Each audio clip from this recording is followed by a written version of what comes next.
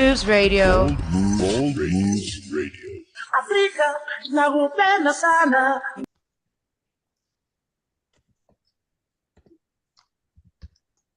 Yes, Africa nakupenda sana. That is the African experience with me, Dr. Hlami Ngwenya. I'm not alone. I'm with Mandla Aventina Mabunda. We know that when we hear that sound, you have a date. We just want to apologize a bit, for starting late today. The technical glitches. There was a technical glitch, but we are happy that our guest is here and she was waiting, eagerly. So Mandla, it's been a long time that we have been together. We have been missing each other. How are you doing, my sister? I'm good, Doc. And yes, indeed, it has been a while, but I know I'm looking forward. In 2 weeks' time, we'll be together somewhere. So I'm excited about that and I'm looking forward to it. But today, I'm also excited to sit and learn all about beautiful vegetables from a beautiful game changer, our guest for the show tonight. So, ladies and gentlemen, brace yourself. It's going to be a very much fun-filled show as usual. Yeah, maybe just to remind, our listeners, the month of October is very special, especially, to us, Mandla, who are working in the agri-food systems.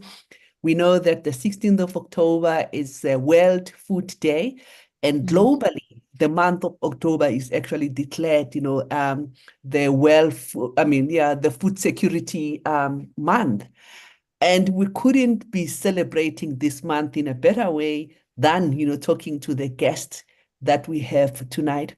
Ladies and gentlemen, without any further ado, let us introduce our guest for tonight. Her name is Tintswalo Makhubele.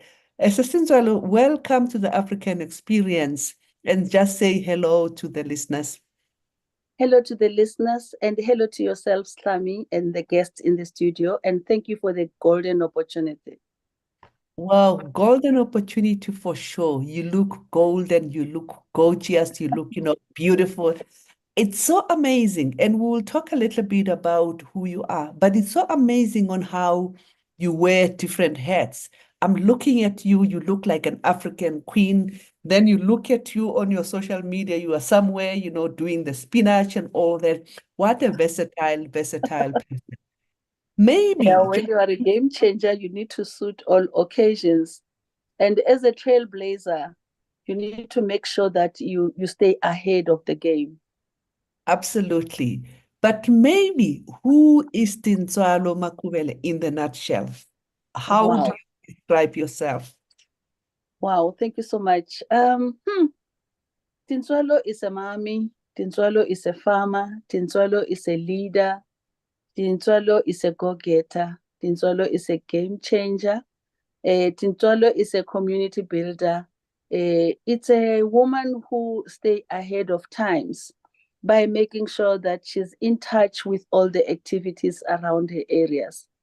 For instance, if I'm in the farm, I'm a farmer. If I'm in the stockfell, I'm a stockfeller. If I'm on high tea, I'm a high tea lady. If I'm on a business meeting, I'm a business leader.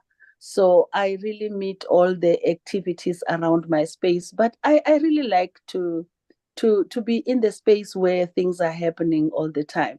That's how I met you, Hlami, because you happen all the time. Always on the move, always in motion. Mandla. Cool. Yeah. What an introduction. Mandla.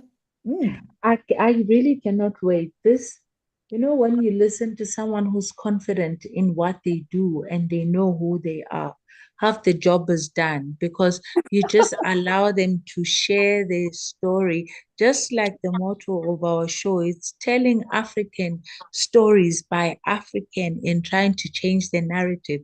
So really, we are looking forward to learning from Tintswalo Makhubele. Tell us, where did all this start? Did you go to school for it? Was it a calling? What is this? Most people who are entrepreneurs believe they were called to be entrepreneurs. How was your journey and how did it start? You would laugh your lungs out. My journey is very interesting and exciting. It's like walking over 1,000 hills. Um, I'm a teacher by profession, Oh, and I great. started teaching at Tomo Mm-hmm. in Guyana. And then I later went to Ketongumalo High School and I taught there for a few years. But I am a very energetic person. So my energy sometimes overwhelms me. So I want to do anything that I come across. When I was at IK Ketongumalo High School in Guyana at Siandani, it's a farm high school. I had an opportunity to learn the trades of farming in that school as well. But I had an opportunity to have young people who were just like me. We even had a ballroom dance studio, we had a gym studio. I've done everything in my entire life. So where it started in a village in Bushbuckridge in Mambumbu next to Tulamahashi, where my aunt lived and she was a farmer. She had a very beautiful farm where she was able to produce for Johannesburg market. Here I'm talking the early 70s. She was able to produce tons of onions that she would export to Johannesburg market. And then she would produce watermelons. She would produce maize. She would produce tomatoes. So there were quite a lot of produce that my aunt would produce. And I was lucky because remember by that time there were no jobs. So for my mom, who was a nurse at that time, a nursing sister, she had to go to those vibrant hospitals where she would do high care and all that. And because she wouldn't take me as the youngest daughter in the family, I had to remain with my aunt so that I start with my schooling. And we would go to the farm every weekend. We would plant cassava. We would do everything. We would eat purpose. We would learn all types of food, and that's where I learned more about farming skills. And that's where I learned about people management because my aunt loved people. In her farm, there were so many people, and some I didn't know that they were not even part of the family. But that's where most of these things started. And even my own mom, because she was a nurse, she was given clinics to look after. She did a clinic at Tomo, where she spent most of her years, close to 5 years there. She had a food garden where she was teaching the women in the village how to produce their own food. My mom would bake bread that we would sell at the clinic, and she would teach these women as well to bake their own bread and to make their own food.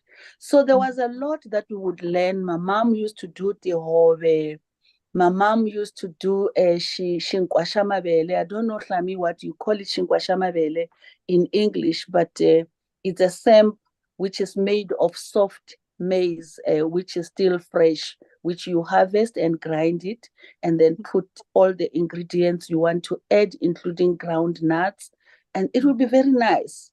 And they will do shigugu. Hlami, I don't know what is shigugu in English. So there were English. quite a lot of exciting things that I learned during those times. And it ignited the flame in me to say, one day I would like to be like my aunt. But little did I know that it means a lot of hard work. And I didn't know that, sure, I need to toil so hard. Believe me, before I started my own farm, I took a break of 5 years looking at the land dense, bushy, with trees and everything. And I kept on telling my friends, oh guys, me, I have a farm. I'm a farmer. And when they say, oh, want to come to your farm, I said, no, not now, later. So those are some of the things that captivated me today to say, you know what? I need to make a difference. And I need to go to the road that is less traveled. Trust me, there are very few people who want to go and do farming. It's not for the faint-hearted. I always say it, but it's doable. Mm. Mm. Okay, I mean, I'm picking something very interesting, in your journey. That charity begins at home. You're looking at your aunt and all that. And I know some people will say, I grew up in the place where we do farming, they make me work and all that. I don't like it. But for you, you saw something where you say, I would really, really like, to do something around that. Fast forward, now you leave, your teaching profession. Actually, I didn't even know that you are actually a qualified teacher. That is very interesting. So you leave your teaching profession and you are known to be Mass Spinach. Why spinach? Spinach. Why spinach? Why spinach? When I started farming seriously, it was in 2012, in 2013. And we produced lots of pumpkins, all types, from your gem squash to your butternut to your pumpkins to your squash, Hubbard squash, and. And when we left out to go and market our pumpkins, we were asked about the weight. We were asked about the grading. We were asked about the packaging. And it was a very long, flimsy story. When I came back, I said, I am going to plant spinach. And I want to specialize and make sure that I'm known that I'm the spinach producer. If you go to my Facebook, Tintswalo Cassandra Makhubele, it's spinach all the way and other vegetables.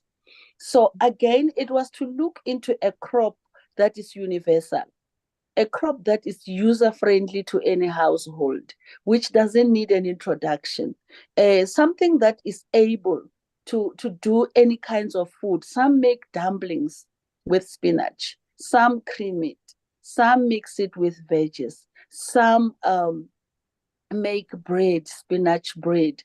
We make different kinds of relish with spinach. Me, I like it with nuts. I even use my blender. If you didn't know, I use my blender to grind my nuts and sieve them and make sure that I have my natural homemade creamy spinach. So it was easy for the women I was assisting at the farm to train them to use a crop that takes only 8 weeks to be ready for harvest. Remember, it's a hunger-stricken community that needs something that is urgent, which is to eat, is to make sure we eat. I mean, for all this homework that we are dealing with of planting and what, it's eating. It's all the right to food issues. It's all the sustainable development issues. It's all about the job creation issues. It's all about the entrepreneur that comes with. It's all about the economic emancipation of a Black woman. But again, if you look into the global trending, is to say we do meet the global SDGs, where from me, it was to first deal with the hunger matters that arose at that time as I was training other women. And later, it was to look into what is it that we can do beyond making sure that our families have stable food and they are sustainable. And then now we started to barter. And then when we're battering, if you have pumpkin seeds, I give you spinach seeds. If you have beetroot seeds, I'm giving you spinach seeds. So that's how it all went. And women started to grow beyond hunger issues, sustainable issues, but moving towards entrepreneurial skills development. Sure, that is such a mouthful. And to show that she's indeed a teacher, the way she's narrating the stories, even soothing, Doc, you just sit and you listen and you hear the words and you're like, So it's a beautiful story to tell. Ladies and gentlemen, we are still on the African Experience. My name is Mandla Aventina Mabunda, and I'm with my beautiful co-host as usual, Dr. Hlami, after a long time, and we are talking to a game changer. We are talking to a trailblazer. We are talking to a woman who said, I'm going to change the status quo. I'm going to talk women empowerment. Now, as you were talking about that, I heard out of what you were saying that you are very pro women empowerment. You're very pro, building from the ground up. Now, what inspires that? What made you choose this path? You were earning a good salary as a teacher then, and I didn't know. I studied arcade. So it's quite interesting. Now I have two of my keto teachers online and we're having a chat. It's very nice. So what inspired that line of work? Uh, the line of agribusiness. Mm-hmm. The line of agribusiness, it's therapy. It's therapeutic. Trust me, if you are a farmer, you'll never see a doctor. You would never have a heartache, a headache, a backache, because you are self-healing. Just to go to the field and speak to them, it's such an inspiration. And just to have hope that I have put these seeds, and in 6 weeks, 8 weeks, I'll be harvesting. And for the next 18 weeks, I will still be harvesting and delivering to the shops and selling to whoever needs. But again, it was simply to not change my life only, but to change the life of the ordinary women in the community I live in, where I saw that there is this issue of hunger, where women now want to get the little money there, the little money here. And this is where I started to teach other women how to plant, and where I started to teach other women how to sell, how to price, how to grade, and how to package, and how to do door knocking. Because the most important thing is, how do you take your product out of your farm, and how do you put it into the shelf and make sure that it goes and they call you again tomorrow. Yeah. So what the inspiration was to see the life changing of our young people who have joined us in the farm and started to produce their own food, and making sure that they have a sustainable livelihood. I just want to pick on that. And I don't think people have an imagination of what we are talking about. DJ Messi, if you can, because Tintswalo, what we do on the platform when we invite a guest, we follow them through social media, and then we see what they are posting and all that. I just want people to have an appreciation of the amount of spinach that we are talking about. That you are not You are actually not. called. Yeah, you are not called mess spinach for nothing. Yeah. Additionally, if you have any pictures of spinach there, not that one. There is one where we have a lot of spinach. A lot of spinach, so that people can have an appreciation of what we are talking about. Maybe while we are finding that picture, I know this one there we go. I want you to hold that picture. So, go back to the previous one, DJ Missing. There, yeah, just keep that one. Tintswalo, Yes. okay. Now you have given spinach a new name. It has shifted the picture you wanted, where I'm wearing Yes, African attire.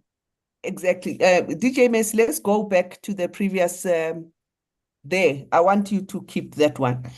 Now, Tintswalo, you have given spinach a new name. You call it the green gold, Yes. right? What what does it mean? And I see it's tons and tons of spinach that you have here. Take us through. Yeah, why is it green gold, and how are you accessing markets and everything? Because I want people to have that appreciation. Thank you so much. Let me appreciate both of you for hosting me in this show. It's a grand show, not great, grand. It's gold. It's gold economy. It's green economy. It's golden gold economy, because our forefathers and our fathers used to leave home in Malamulele, Guianis, KZN, and everywhere, Zambia, Malawi, coming to South Africa to dig gold. And they used to dig underground. But I discovered my gold on top of the ground, which is spinach. So that's the irony that is coming with the green gold economy. because people don't think for you to have money, you must go to the office and sit and toil from 8 o'clock until 4 o'clock. But I have just made a turnaround by saying I will go to the farm anyway. For instance, Sunday, I was there just to irrigate and to talk to the plants. By going out to sell spinach, we didn't know that, I'm scared I won't say figures. You can reach a particular amount per month, which per annum, it makes different numbers just by selling spinach. So that amazed me, and I just couldn't believe. And the other thing, I have taken care of my family. I'm a single mom. I lost my husband then long time ago. And I had to continue taking care of my children. I've got 4 children, 3 boys and 1 young lady. I call her my angel and my little queen. I had to pay her school fees at college through spinach money. And today she's a finance manager, where she was able to complete all her tuition, and she's preparing herself now to study BCom through spinach, because that's the one that we're still going to use. And it was after one has introduced herself in big supermarkets, if I'm allowed to name them, your Pick and Pay, your Spar, your Frontline, your Johannesburg Market, and including the hawkers, Abo Mama, who are selling on the street sides.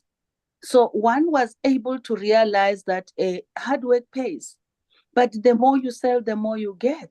So it encouraged us to work as a collective, because alone you cannot make it. So the mass spinach started when I go and do door knocking in supermarkets like your Spar, because this is the suburbia where you are expected to come very clean and very sharp. So we went with our gumboots, with their mud and our overalls and hats, and we were carrying our trolleys. As we arrive and unpack the spinach we got into the shop, we would ask the owner, not even the manager, the owner. And they would say, who have sent you here? We said, no, we have sent ourselves. We are here to promote our business. He said, but you look muddy. He said, yes, we are farmers. We want to see the manager. So funny, when the owner of the shop came, he's like, oh, this is very fresh. Come this way. Pack it right in front of the shop at the door, so that whoever comes in, pick it up. And he called me Ma Spinach every time he would phone. Ma Spinach, it's finished. Bring us more. So I went to all other shops and introduced myself as Ma Spinach, because I feel it's a vibrant, funky, nice name. And it's catchy. Everyone, when you say Ma Spinach, they want to see spinach. So I come holding it in my hands or in a trolley. And that has earned us a big name in the city of Johannesburg, where we have few shops that we are selling to. That picture, I was coming from a Women's Day celebration in another year. An order came while I was celebrating Women's Month. I did not hesitate, and it didn't worry me that I'm not dressed appropriately. I was so proud to go and pack my shelf dressed like that. And on that day, all spinach was sold out. They were really looking at this Africa mama who is really delivering the stock that they are looking for. Your China, which is mustard spinach, your kale, which is your chomolia, morojo, and your spinach and other stuffs. And they were very excited. So that's how we broke the market. And that's how we started to improve more. Wow. Mandla, you are very right. You know, the way she's narrating, I'm actually sitting here. I wish you could talk more and more and more and more. So breaking the market, you know, is like you go and introduce yourself. Here am I. I'm bringing my spinach. I'm sending myself. Now, as your market grows, then you have to meet the demand. How are you doing that? Maybe tell us a little bit more, so that the listeners will understand that you are not just a fly by night, you know, Ma Spinach, but you have a team of, you know, people that you are working with. You have a farm, and take us through that. With our green gold economy, as we call it, we are a team of plus minus 25 women who are in a hub, agri-park. In this agri-park, we are supported by government. They support us by giving us implements. They support us by giving us training to improve our skills. And here we have ordinary women who haven't gone to school, or even if they did, it's not much experience on this. But with spinach and vegetable growing, you won't touch them. The type of tomatoes that are coming out, the cucumbers, the green peppers, the strawberries, and the herbs are top class. So we have 25 mummies who are in a hub where we are producing different kinds of vegetables. So because the market has grown beyond ourselves, I mean, we are supplying malls. I mean, in a mall, you know how many people go into your Pick and Pay or your Spar, you can imagine. So we are able to supply one shop maybe 500 bunches of spinach 4 times a week. That's one shop. The other one might take 200 3 times a week. The next one might take 400, and so on and so on. So we come together as these women, and then we are their conduit. Maspinachi is the conduit. You can see Maspinachi is here. I So love it. Maspinachi is the footprint of spinach everywhere she goes. So she has made a name. So they all come, I take their stock, we count your numbers. If you give us 200 today, we record it. And then we give you your money. And when you give us your spinach, we give you your money. Then we go, we take the entire stock to go and deliver. And we agree on the times, because remember, it takes 16 weeks to grow spinach from your seedlings to when you start to grow the plant itself to produce. So we have to make sure that we have continuity every time. If the 5 mummies have planted 4 weeks after, the next one will plant 4 weeks next, and. So there is progression in terms of production, because production cannot stop. Already we have courses there. When they say spinach, they say, I look for Tintswalo. No, Tintswalo has a team. Go to their farm. And when you arrive in our farm in the morning, it's a buzz. Abomkhozi, they are coming in, bayangena ngamatraka, ngamatroli. They're coming to fetch spinach. Babophe ijumba. Masibona swijumba sebatsimbe emroho barwale enhlokweni. Going to the markets to sell arenkeni. So it becomes exciting. You know, I love that commotion, because it tells me that women have claimed their freedom, women have found their space, women have freed themselves from violence. And you create a space where women start to express themselves differently, where they are no longer depending from their men for anything, for their livelihood. They are not dependent to any man. Actually, they will say, I have to go home to buy groceries. They even play stokvel Mokholisano, where, you know, the saving schemes. It's a hub of activity, and man, life is okay. Now, you make us, salivate a bit. You make us want to come and see the commotion. One thing that I'm picking from your story, we talk a lot, to farmers and all that. Sometimes people get bogged down with the issue of, lack of market. But what I'm picking from your story is that you started with, this product, and it was not giving you, that cash crop, that you're looking at. And you changed the narrative, and you started growing something that you can actually market in and within and around you. What happened? Why did you have, that change of, mindset to say, instead of doing something where I have to export, outside, I need something that can actually be done in and around where we are? We looked into what the shop needs. When you go to the shop, even me, when I go to the shop, I will go pick up my garlic, Oh, I need a bit of chilies. Oh, yes, yeah. And spinach, I must do stir fry. And then there is no way you will live without a bunch of spinach. And again, spinach is below 10 rand. We still keep it below the mark because it must be accessible. Remember, the main issue here is access. While you want to make profit, it must still be accessible.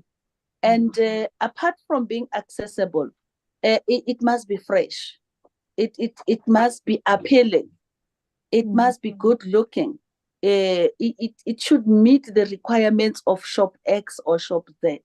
So when it is on the shelf, you have to say it's a must have. Again, remember we are looking at hunger.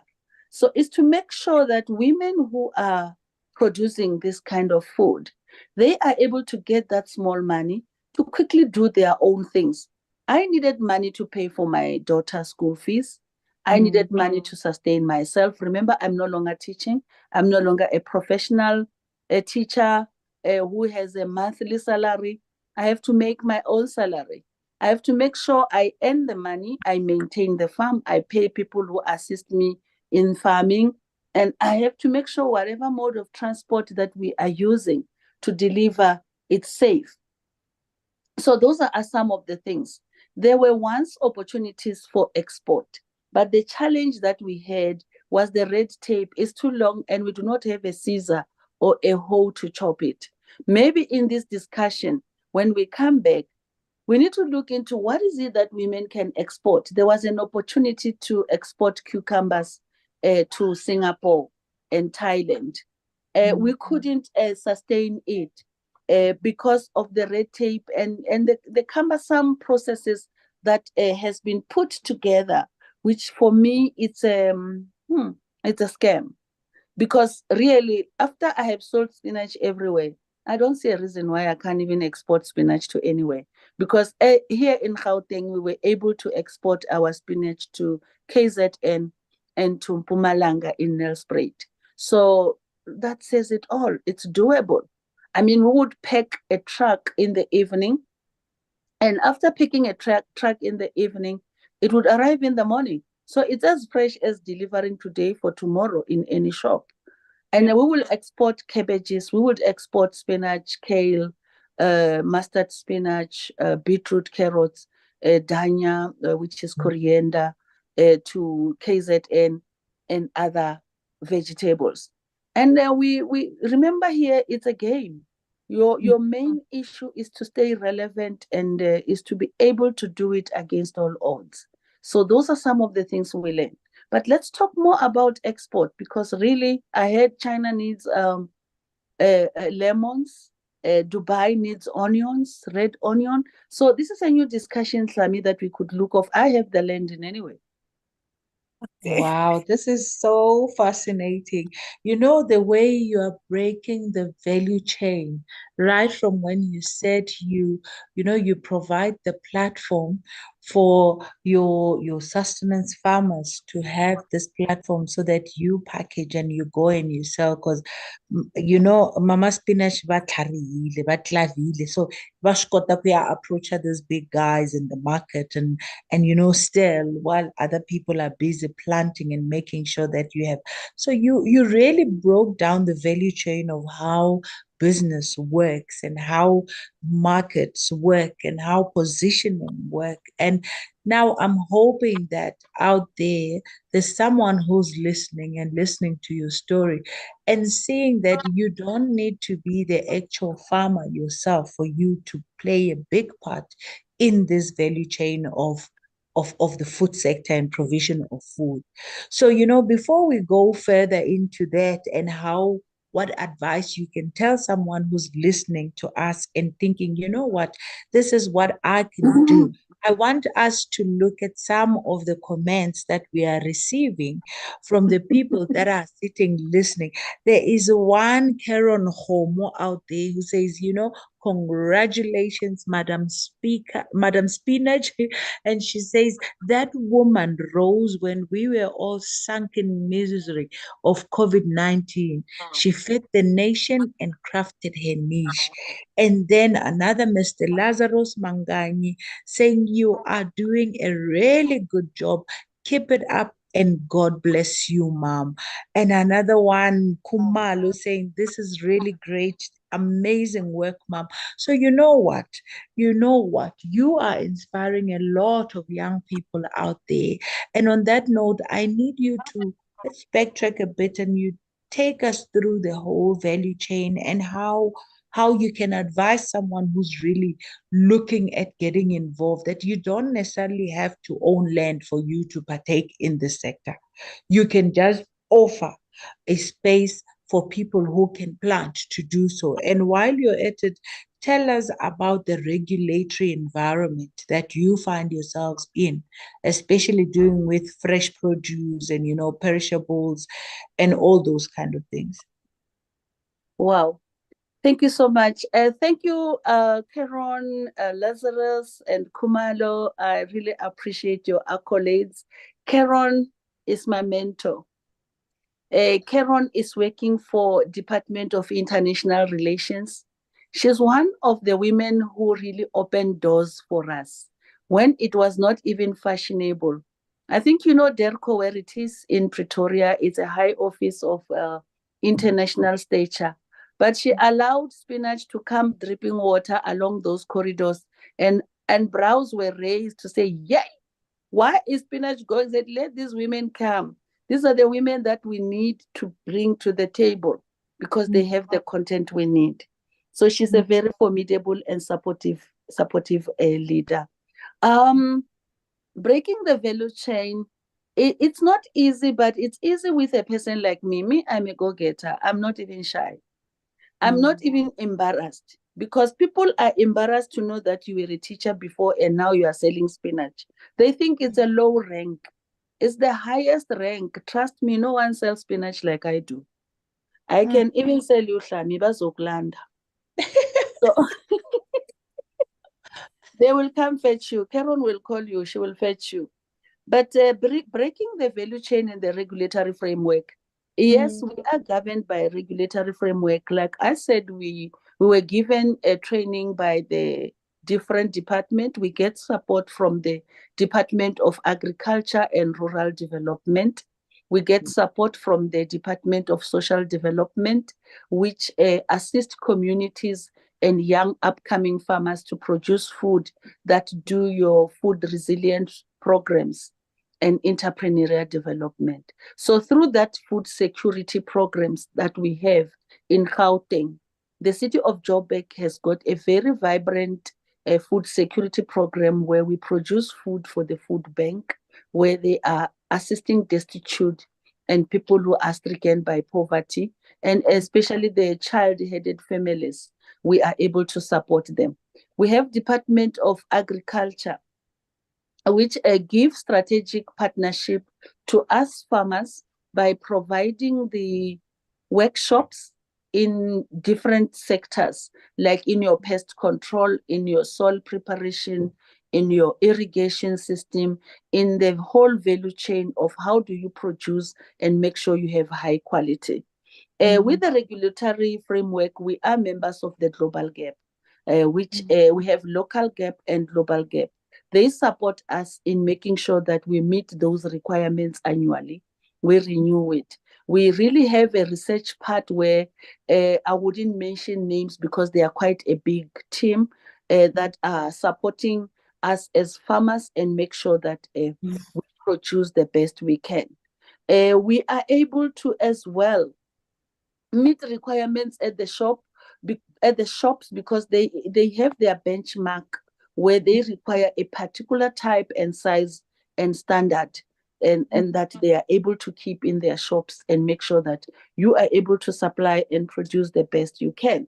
So those are some of the things that we do. And we have good policies. You know, my country, I love South Africa, guys. It is to die for. I love South Africa because we have the best policies. And I can attest to each and every department we have in the country. If you implement those policies like I have done in implementing the policy of economy, implementing the policy in social development, implementing the policies in agriculture and food security, I'm telling you, it's where you are able to see that we are at work as a country. And after 30 years, we have come this far. I mean, if a woman of my stature can quit her profession, remember, I have not been a teacher only. I've done other works as well. I'm a human resource specialist where I do strategic planning and strategic development. I do part of Hlami's work of policy review and policy management and policy work, where you are able to review if it is working or not working, or how best can we do it. So one is not only a farmer, but one is a leader on her own right, where I have done quite few work.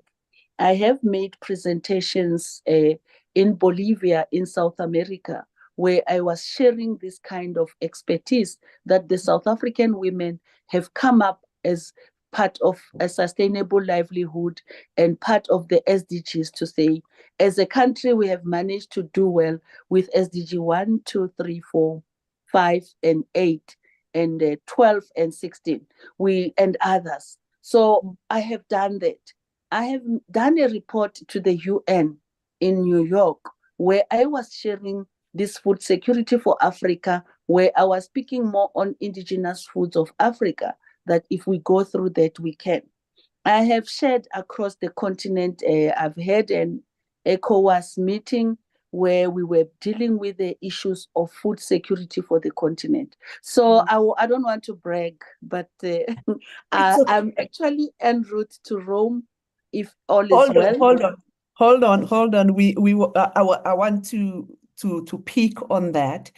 When you introduced yourself, you were introducing yourself as a leader, as a farmer, and I think it's coming out nicely. And bragging, it's what this platform is all about. The narrative of an African child, Africa is known to be, poor, and on this show, we call it the African experience, and we are telling it the African way. And we give you an opportunity to actually brag, because you are not lying. You are not lying. Okay, so let me pick that. Ladies and gentlemen, this is still the African experience. Don't worry that we are going over, the 7 o'clock. Remember, we started a little bit late, so we still have a bit of time to sit with our guest. Yes, you are well-traveled. You have gone to different places and all that. Maybe just to give it context, one of the things that I do, if I'm not, broadcasting here, I work a lot in the global space. I have been participating in the World Committee on Food Security since 2015. And one of my vision was to actually mobilize and bring, South African entrepreneurs to actually go up there and be counted, as people who are influencing, global policies and all that. I think that is a story for another day. Mandla is actually, participating in that. And I like that this year, through, those connections and all that, you are going to Rome. You have been invited. Tell us a little bit more about that. And not just that, because you are also invited, to be a panelist in one of the side events. Mandla will be there as well. So I'm going. You can see my face. Yeah, we are looking forward, to that. But tell us a little bit more about how do you feel, and what is the hype around that? Yeah. Let me pinch myself. Yes. I'm so excited. I have traveled. Indeed, I'm well-traveled. And I've done different kind of works across the continent. But this particular one, it is extremely special. I can't even describe it. Because when I started with the spinach saga, I had no idea of where it's taking me to. It didn't emerge or come into my mind that one day I will be going to these trips of mine just to go and talk spinach. You know, one newspaper during the week quoted me, News 24 said, from backyard food garden to the global stage. I think that sums it all. Yeah. I had to talk to my women at the farm. I called them and they said they want to sing for me before I leave. So we're going to even have a short time so that they pray for me and they wish me luck because I'm carrying their story. This is a story of women, ordinary women. And this is a story that has not been told at any level, where an ordinary woman carrying the messages from those mothers that are in the periphery, that at some point were the face of poverty. Trust me, we are not the face of poverty. I refuse. So it's an exciting and breathtaking to move in the fashion that the spinach has just brought a wave. The golden economy has brought the wave to go to Rome.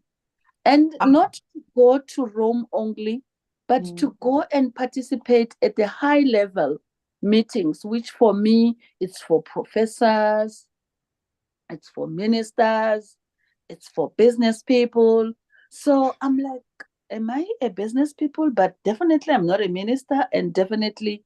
So it's exciting to go and share the South African skills, and especially sharing the story of the women of South Africa after 30 years. Hlami, you know this story, it's from 1913. So if you remember how women fought for land just to have a peace so that it is named after them. You needed to register your husband and.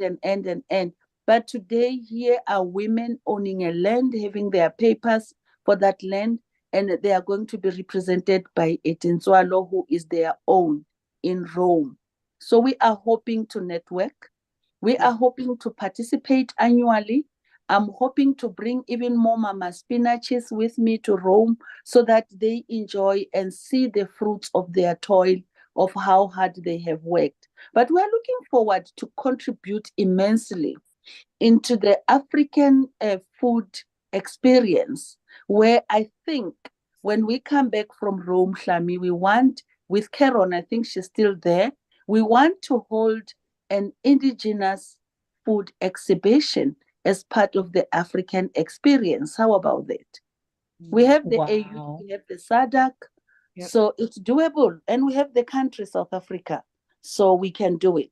But we're looking forward to do more research with the other universities, especially on issues of climate change, which honestly is wreaking havoc in our farms. We haven't received the rain up till now. You can imagine how we keep spinach growing because the price and the economy are not very friendly, but you have to be friendly with the price to make sure spinach is bought. So we are excited to really participate, and we hope next year we will be many indeed, and we appreciate young women like yourselves who have really trailblazed, who went when we sent you off, and then you didn't went and never came back. You went and came back and told the story and say, come, let's go. So the bigger the merrier, and this is a transformation activity or a plan or a program that we are embarking on changing the lifestyle of the African women to experience the best out of our food, indigenous foods, our food produce. And I think we will have a gateway to the African continents where we're able to exchange the kinds of food, because in Africa, food is healing, food is medicine. Yeah. Absolutely. Mandla, we are looking forward to walking the streets of, Rome. I'm super, super excited. I will be going there earlier. I'm leaving actually already in next Monday. And I will be there to welcome, you. Mandla is also going there. I'm very excited. But anyway, I just get, carried away, but it's not the story about, me or but it is your story. Um, I think we have maybe another 10 minutes that we could still, push. And yeah, Mandla, let me give it to Sure. you. Ask, questions around, as we celebrate October Food Security. Yeah. No, hold on. DJ Messi, if we have more pictures, please, because I know we picked a lot of pictures, some more pictures. And then Mandla, yes, take over.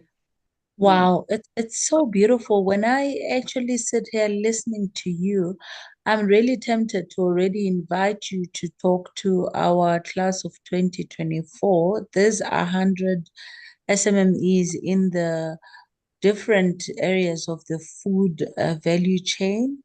We work together with Food Bev Sita to give a quality, holistic approach to food business, compliance, self-mastery, packaging standards, how to become confident and how to position yourself, how to market. And we are actually at the very end. So this is in partnership with the City of Joburg, Wakanda Foodpreneurs, and Food Bev Sita as the funder.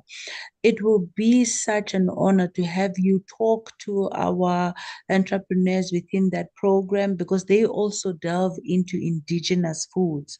So I think this would serve as a brilliant, top up to what they've already learned throughout the year because this is a 12-month program. And who knows, maybe next year we can even come up with a proposal of our own because I love skills development, and that is my role when we go to Rome. Talk about the importance of skills development when we are trying to make sure that we build viable businesses of people who can take something as indigenous as amadumbe or to go and now turn that into gold, like you call it. So this for me, it's groundbreaking. Now I cannot wait. I cannot wait for us to be sitting somewhere in a street cafe in Rome. Oh, Kosiami, while we're talking about how we're going to benefit more. You want us to leave before? Hey, let's wait for our time. Yeah, no. I mean, it is. I think, yeah, just to create the hype. It is perhaps next week, Amanda. We on the show we will talk a little bit about that. I will be in Rome already. Yeah. Or a week before. But maybe just for the listeners out there.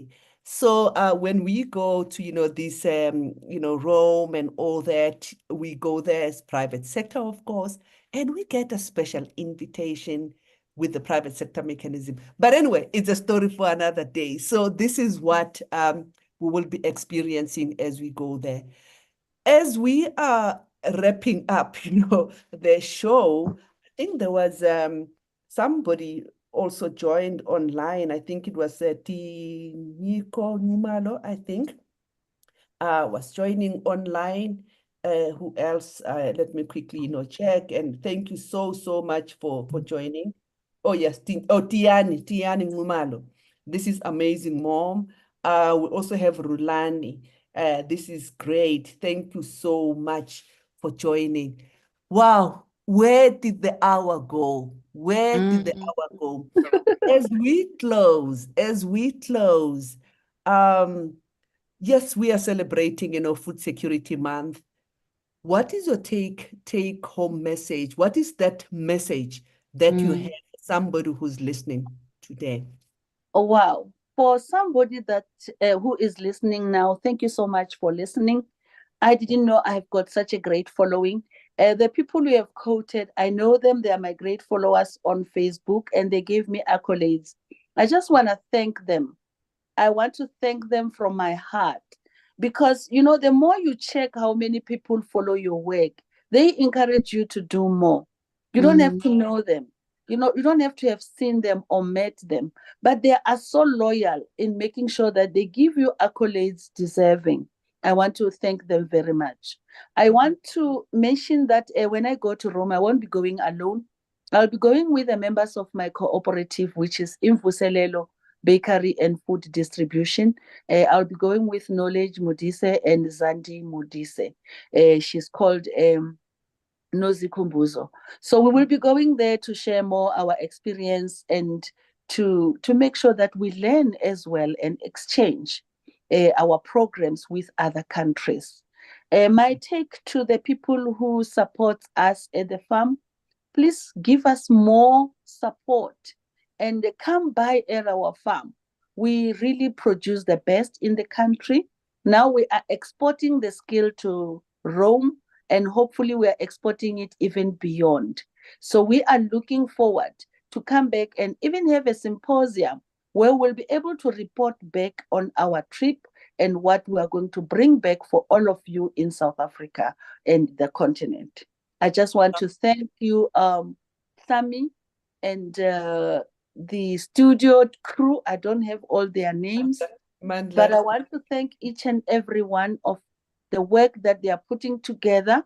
I want to see this TV live and broadcasting all over because it is doing some tremendous work. Thank you so much. Thank you. Thank you. Yo, Mandla, Rome is going to be lit. My dream is saying that Rome is going to be lit. I'm actually looking forward, to that. We will share a little bit more about, the Rome trip. I'm super, super happy because, we are increasing, the footprint of South Africans who are participating there. I mean, since 2015, I was the only one, especially from the private sector. And I kept on saying, hey, we want to bring, people and all that. And I'm happy that, this is finally happening. Mandla, yes, the last word from you, my sister. I have learned so much. And, it's always an honor when we talk to someone who is confident, who know their place in the big picture, and who is so geared. And we love your confidence. So, this is the right platform for bragging. We brag for days because we need to raise each other up. We need to talk to Shungwana and Chalekama shops somewhere thinking there's nothing for them. They need to know that you just need to identify your purpose and passion and run after it, and then it will serve you. Like we are learning, this is a woman who left teaching and followed her passion. Her green hands were calling, it's what we call it. And now she's traveling the world.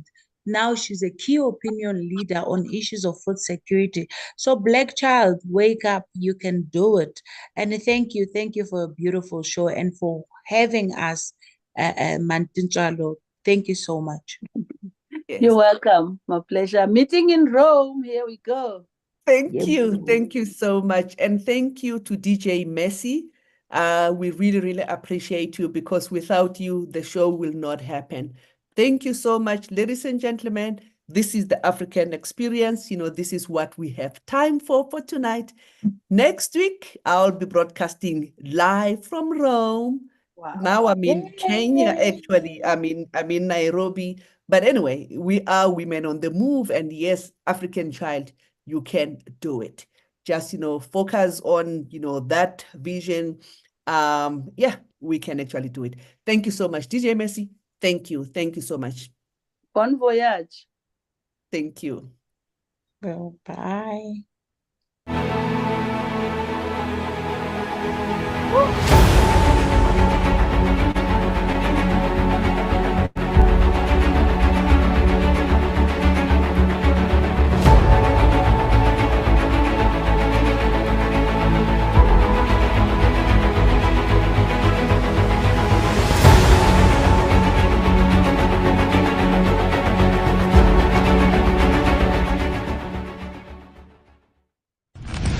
Ladies and gentlemen, here it is. Streaming 24/7. 24/7. Bold Moves Radio. Bold Moves Radio. Africa.